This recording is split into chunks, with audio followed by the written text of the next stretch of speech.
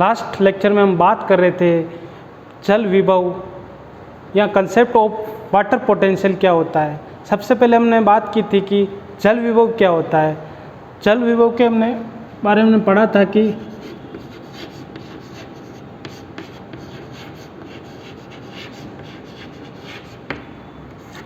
Sai W क्या होते हैं। जब किसी सेल को हम शुद्ध विलायक में रखते हैं, शुद्ध जल में रखते हैं, तो दोनों के बीच जो सेल के अंदर जो सॉल्यूशन भरा हुआ है जो और जो जल है, उनके बीच में जो मुक्त ऊर्जा का अंतर है वो क्या कहलाता है, जल विभव कहलाता है। उसके बाद हमने बात की थी ऑस्मोटिक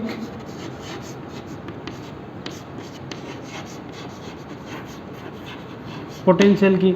जो जल विभव का मान होता है वो हमेशा क्या होता है, शुद्ध जल के लिए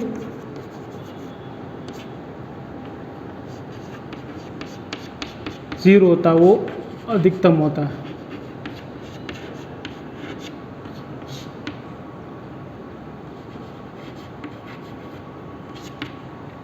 उसके बाद हमने बात की थी ऑस्मोटिक पोटेंशियल क्या होता है, परासरणी विभव क्या होता है। परासरणी विभव के बारे में हमने पढ़ा था कि कोई भी जैसे विलायक है या शुद्ध जल है तो उसमें हम क्या मिला लेते हैं, सोल्यूट मिला देते हैं। ये क्या है, सोलवेंट मान लो, जैसे कोई शुद्ध जल है। जब सोल्यूट मिलाते हैं तो इसके जो मुक्त ऊर्जा होती है उसमें क्या आ जाती है, कमी आ जाती है। क्या आ जाती है, अर्थात उसके जल विभव में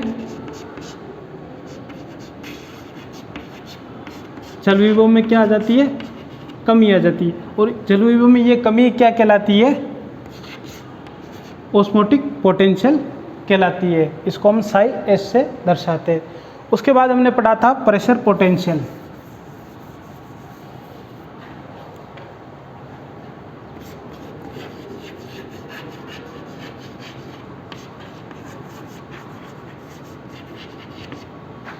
जब किसी सेल को हम हाइपोटोनिक सॉल्यूशन में रखते हैं तो क्या होता है, प्राशन की क्रिया होती है। प्राशन की क्रिया के दौरान एक क्या होता है, टारगेट प्रेशर डेवलप होता है। इस टारगेट प्रेशर के कारण क्या होता है, जो जल विभव होता है उसमें क्या होती है, इंक्रीज होता है। जल विभव क्या होता है, बढ़ता है। और इसलिए इसको हम क्या कहते हैं, प्रेशर पोटेंशियल कहते हैं। इसको हम साई पी से दर्शाते हैं और इसका मान हमेशा पॉजिटिव होता है। जबकि ऑस्मोटिक जो पोटेंशियल होता है उसका मान हमेशा क्या होता है, नेगेटिव होता है, ऋणात्मक होता है। उसके बाद हमने तीनों का बीच में जो संबंध देखा था, तीनों जो विभव है, जल विभव psi W is equal to हमने देखा था कि psi S plus psi P.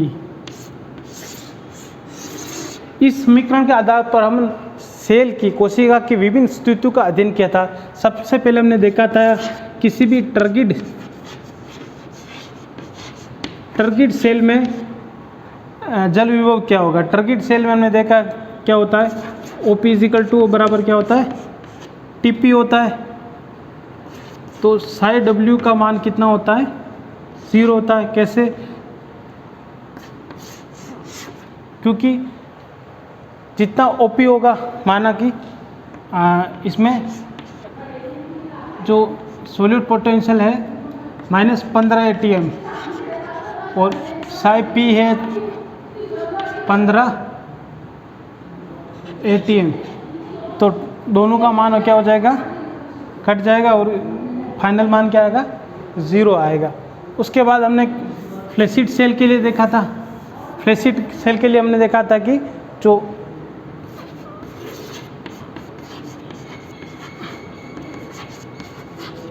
TP बराबर कितना होता है, 0 होता है। तो इसका मान हम क्या करेंगे, 0 कर देंगे। साई डब्ल्यू का मान क्या आ जाएगा, साई एस के बराबर आ जाता है। इसके बाद हमने देखा था कि प्लाज्मोलाइज्ड सेल के लिए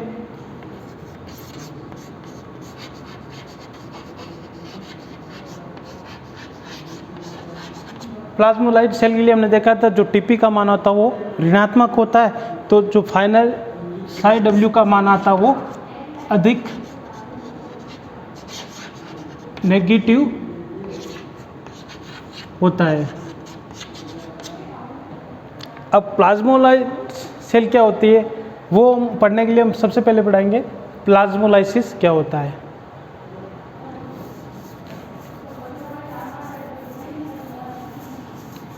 जीवद्रीय कुंचन, कोई भी प्लांट सेल होती है, पहले हम देख लेते हैं प्लाज्मोलाइसिस, जीवद्रीय कुंचन।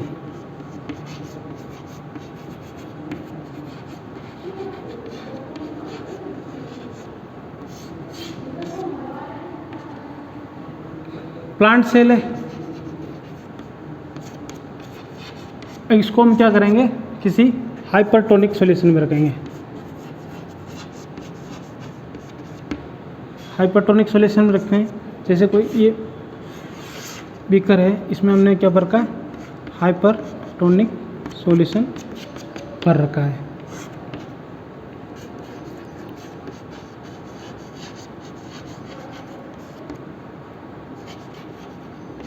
पिछली कक्षाओं में मैंने बताया था कि हाइपरटोनिक अतिपराशरी विलयन क्या होता है, ऐसा विलयन जिनकी सांद्रता कोशिका रक्त की अपेक्षा अधिक होती है। तो ये हमने कोई प्लांट सेल इसमें रखी, तो जब प्लांट सेल को रखी तो इसमें क्या होगा, प्राशन की क्रिया आरंभ होगी। और क्योंकि जो बाहर का सॉल्यूशन है वो क्या हाइपरटोनिक है, उसमें विलायक के अणुओं की संख्या कम है, तो जो ऑस्मोसिस होगा किस प्रकार होगा, एक्सो ऑस्मोसिस होगा।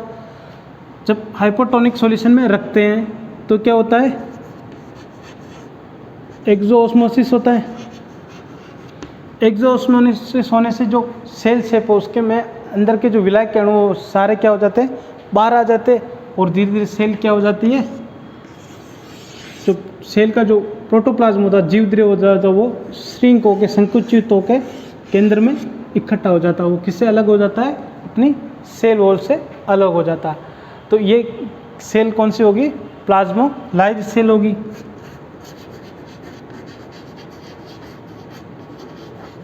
और इस क्रिया को हम क्या कहते हैं, प्लाज्मोलाइसिस।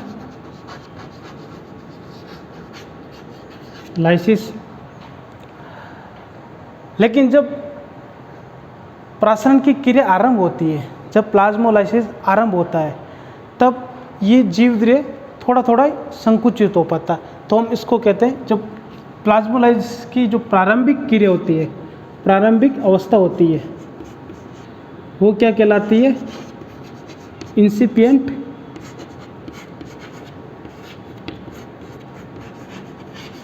प्लाज्मोलाइसिस।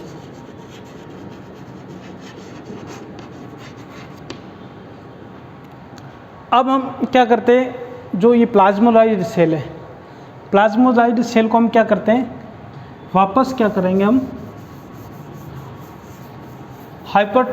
हाइपोटोनिक सॉल्यूशन में रख देते हैं। क्या करते हैं,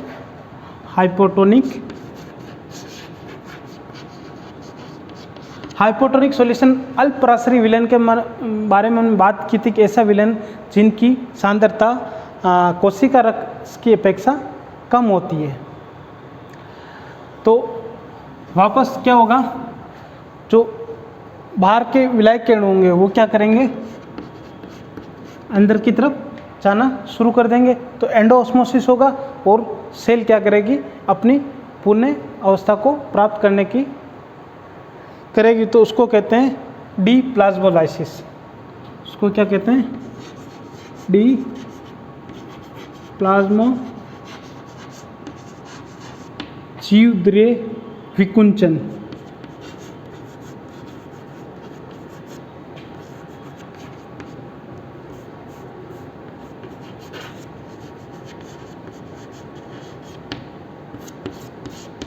जीवद्रीय विकुंचन क्या होता है, जब हम प्लाज्मोलाइज्ड सेल को किस में रखते हैं, हाइपोटोनिक सॉल्यूशन में रखते हैं, अल्पराशरी विलयन में रखते हैं, तो उसको क्या कहते हैं, जीवद्रीय विकुंचन कहते हैं।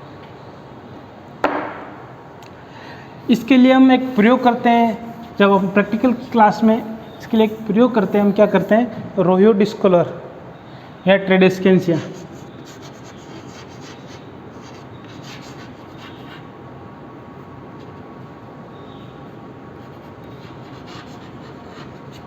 रोयो डिस्कोलर एक प्लांट होता है, यह ट्रेडेस्केंसिया, उसकी क्या लेते हैं हम, लीप लेते हैं। रोयो डिस्कोस या ट्रेडेस्केंसिया होती है, उसकी लीप 2 कलर की होती है, नीचे से होती है पर्पल कलर की, ऊपर से होती है ग्रीन कलर की। जो एपिडर्मिस होती है उसकी पर्पल कलर की होती है, उसकी लीप लेते हैं और उसकी जो एपिडर्मिस होती है,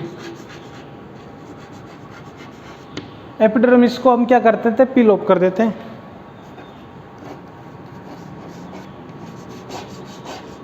निकाल लेते हैं और एक साइड हम क्या करते हैं, एक बीकर लेते हैं और उसमें लगभग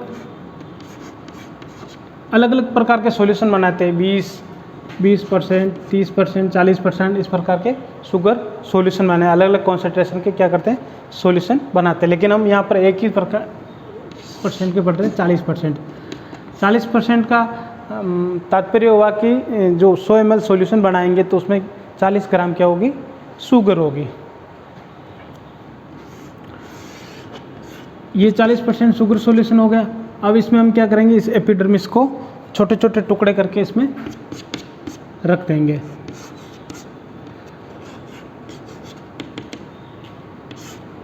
ये क्या हो गया, 40% शुगर सॉल्यूशन हो गया।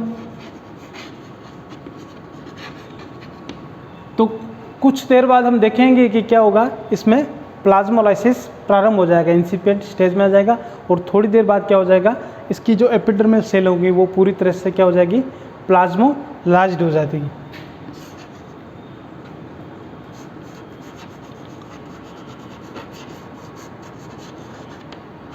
और जब प्लाज्मोलाइज्ड हो जाएगी तो क्या होगा कि आपको जो उसका पिंक कलर है वो क्या होगा, संकुचित होकर उसके सेंटर में दिखाई देगा।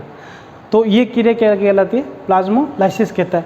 अगर हम उसको वापस क्या करेंगे, हाइपोटोनिक अल्पराशरी विल में या जल में रख लेंगे तो क्या होगा, डीप्लाज्मोलाइसिस, जीवद्रीय विकुंचन होगा। और वो जो पिंक कलर का या पर्पल कलर का जो जीवद्रीय केंद्र में संकुचित हुआ था वो धीरे धीरे अपनी वापस पूर्ण अवस्था को प्राप्त करेगा। इसको कहते हैं हम डीप्लाज्मोलाइसिस, जीवद्रीय विकुंचन। अब हमारा आज का दूसरा जो टॉपिक है वो क्या है, इम्बाइबेशन, अंतःशोषण। आपने देखा होगा कि जब बारिश का मौसम आता है तो बहुत सारी लकड़ी वगैरह, बीज वगैरह, जो सूखे बीज होती है, सूखी लकड़ी होती है, वो यहाँ आपके घर में दरवाजे होते हैं वो बंद कर देते हैं, या ओपन या क्लोज होना बंद कर देते हैं। सूखी लकड़ी क्या हो जाती है, फूल जाती है, बीज भी, सूखे बीज क्या हो जाते हैं, फूलने लगते हैं। तो ये जो किसके कारण होता है, तो ये एक क्रिया होती है अंतःशोषण। इसमें क्या करते हैं, जो लकड़ी या कोई भी सबस्टेंस, मान लो बीज हो गए, उनमें जो जल से नहीं कोलाइड होते हैं वो क्या करते हैं, इन्वायरमेंट से ह्यूमिडिटी को अब्जॉर्व करते हैं, वाटर को क्या करते हैं, अब्जॉर्व करते हैं और अपना वॉल्यूम को इंक्रीज कर देते हैं। इसको हम क्या कहते हैं, अंतःशोषण कहते हैं।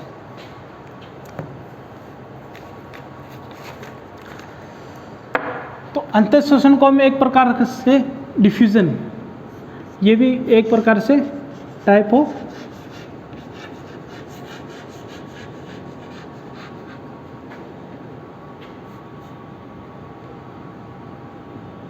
डिफ्यूजन, विसरण का एक प्रकार का, विसरण का ही प्रकार। उसमें क्या होता है, जैसे कोई लकड़ी है, ठीक है, सूखी लकड़ी, उसमें क्या होंगे, इसमें क्या होते हैं, जल स्नेही कोलाइड होते हैं, क्या उपस्थित होते हैं, जल स्नेही,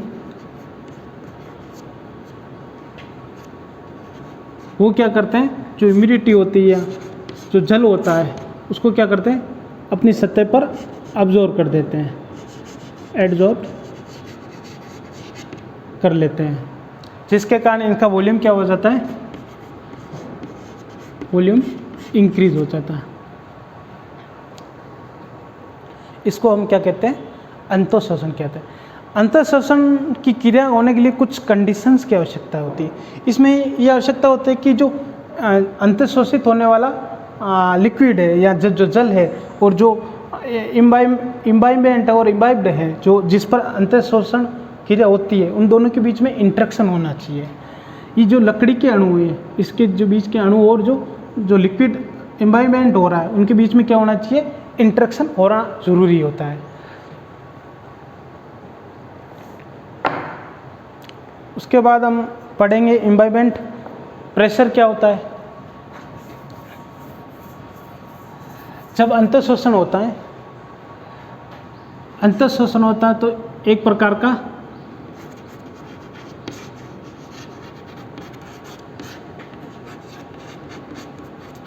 प्रबल बल उत्पन्न होता है, उसको हम क्या कहते हैं, आईपी, इम्बाइबेशन प्रेशर।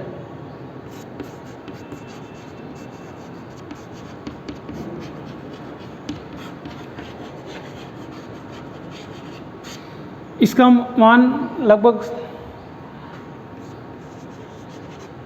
जो सूखे बीज होते हैं, सूखी लकड़ी होती है, इनमें लगभग कितना 1000 ATM के आसपास होता है।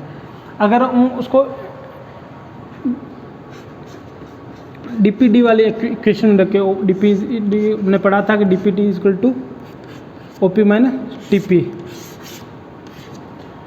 इम्बाइबेशन के लिए एक अन्य कंडीशंस और होती है कि उनके बीच जो विषम दाब न्यूनता होती है या विषम दाब ग्रेडियंट होती है, उनके बीच के जो अंतर होना चाहिए वो भी क्या होना चाहिए, ज़्यादा होना चाहिए, तब भी क्या होगा, इम्बाइबेशन होगा।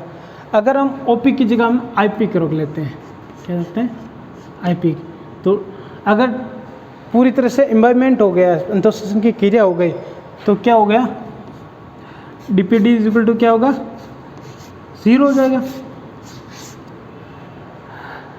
इसी तरह से हमने देखा कि जैसे ही बारिश की मौसम आती है तो विभिन्न प्रकार के लाइकेंस होते हैं या जो छोटे छोटे ब्राइफाइट्स होते हैं वो क्या होते हैं, ह्यूमिडिटी को इम्बाइब या अंतःशोषण की क्रिया उनमें आरंभ हो जाती है और तुरंत क्या हो जाते हैं, वो ग्रीन हो जाते हैं।